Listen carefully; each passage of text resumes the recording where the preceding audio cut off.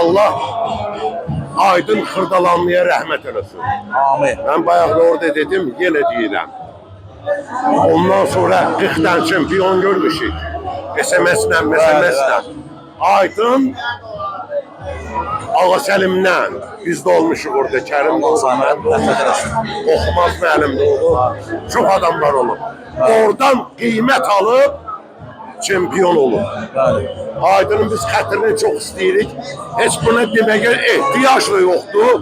Ağa Səlim Çılda onun xətrini çox istəyirdi. Ustadımız onun. Ustadımız. Bəli. Biz kimi? Bəli.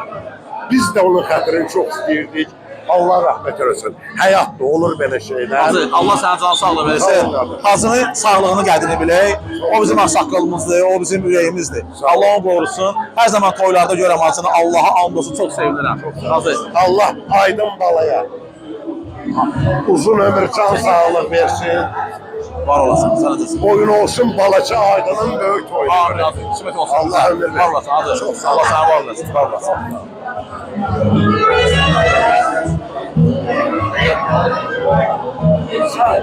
北专业讲